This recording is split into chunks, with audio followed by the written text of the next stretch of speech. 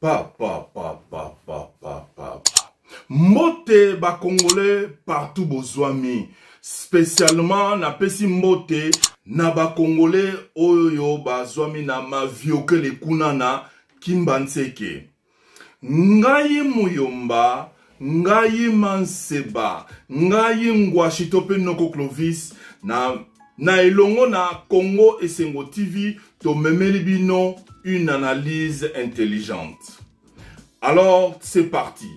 Boum boum. La République démocratique du Congo, Mboka na biso, comprend 26 provinces, 35 villes, 161 communes et 145 territoires, 174 communes rurales, 471 secteurs et Ezalina 264 chefferies. Tozali pena 5908 groupements. Alors bandeko, na Congo na biso démocratique, train de vie ya ba institution ezali trop. Eza kozwa mbongo ebele pona mboka na biso Congo. Yango moyen gouvernement congolais esala ba investissement ezati. Moyen gouvernement congolais esala et créé ba entreprise ndenge mobekoli kunzu esengi na gouvernement ba entreprise créé misala et ezwa charge ya ba peuple congolais et yeba kotala mbola malamu ya peuple congolais ezati. Pourquoi tozana un gouvernement de 66 ministres bandeko. Tozana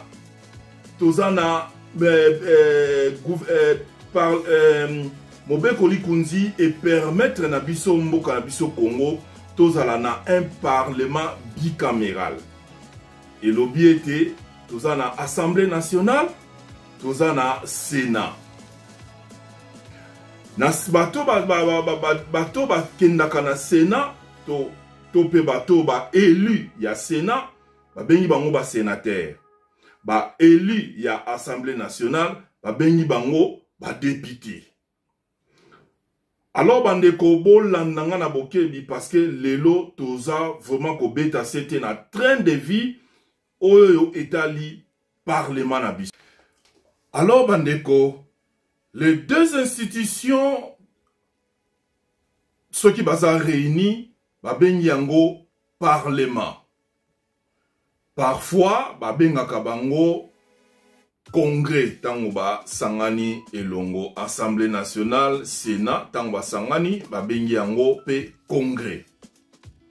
Alors peuple congolais bolandanga na bokebi. Bisono sonde toyebi clairement tozana un budget ya 5 milliards. Botala na un budget à 5 milliards. Na mboka na biso toza ko arriver te ya ko équiper ba hôpitaux na biso, toza ko arriver te ko réaménager ba hôpitaux, ko soma ba ambulance na ba hôpitaux, ko tangisa bana, ko chabana na ba classe na ba conditions ou bien na ba salle de classe ou ba conditions acceptable toza ko sala ngoti. Mais par contre, ce qui totali neti na Assemblée nationale. Assemblée nationale bandeko ezali composé na 500 députés.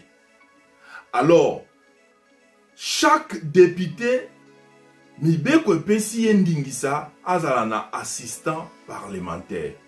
Donc, kaka na Assemblée nationale eko basali 1000. Sans compter bureau ya Assemblée nationale où chaque membre ya bureau aza na cabinet na ye. Na cabinet na bangwana eza toujours na charge ya l'État.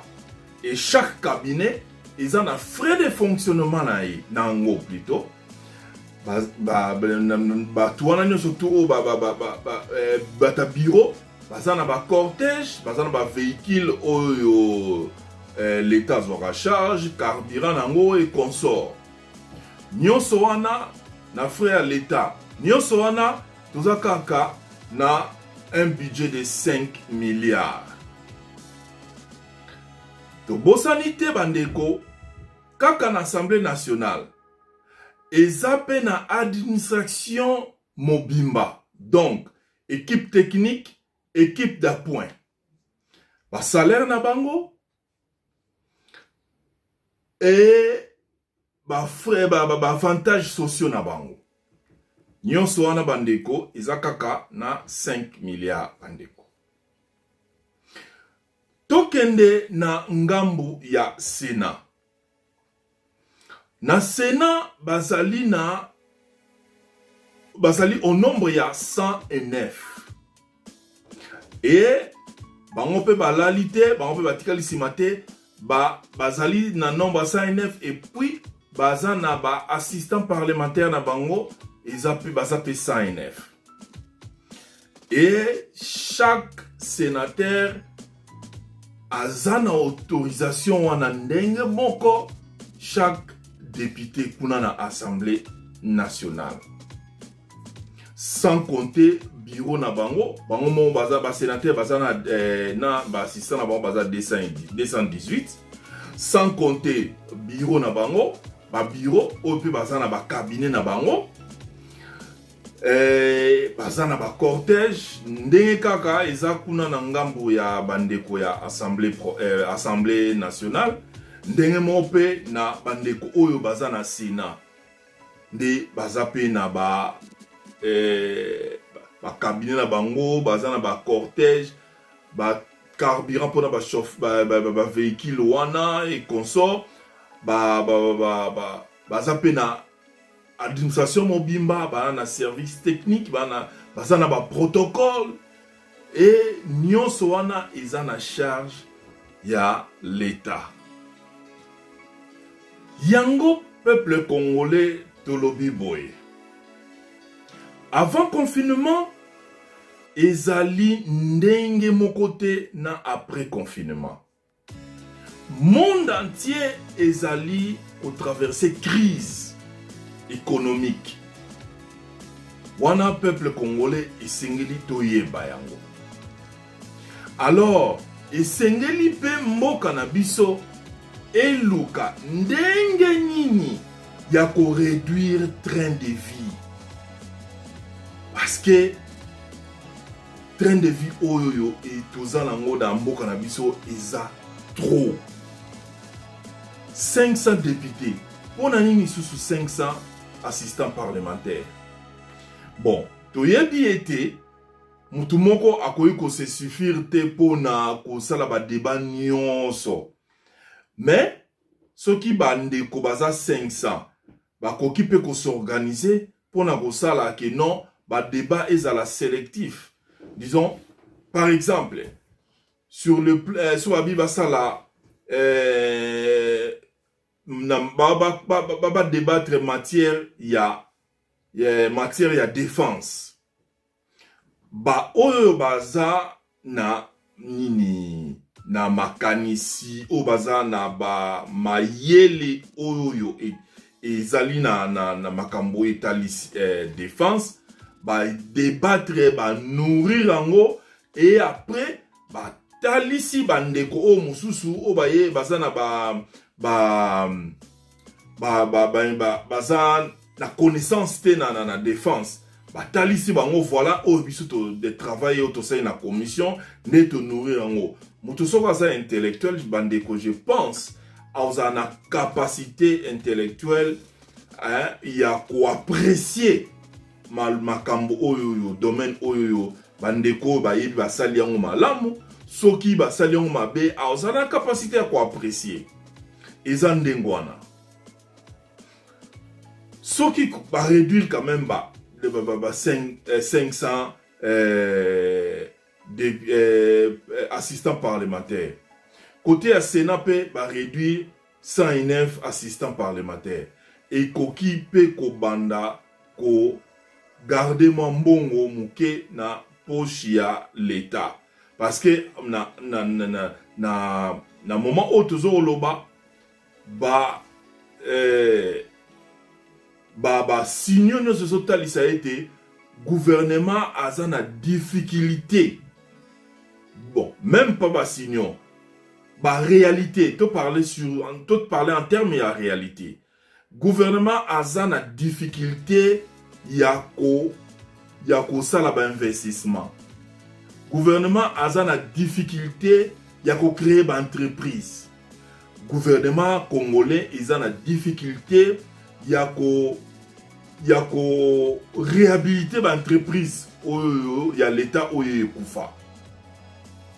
Bon, sikoyo gouvernement a comment na mesure yako s'acquitter na ba devoir na yewana ndenge nini. Soki a réduire train de vie bandeko ba congolais. Yango ngai en tant que noko ya Congo démocratique na yena proposition était ba réduire train de vie ya ba institution.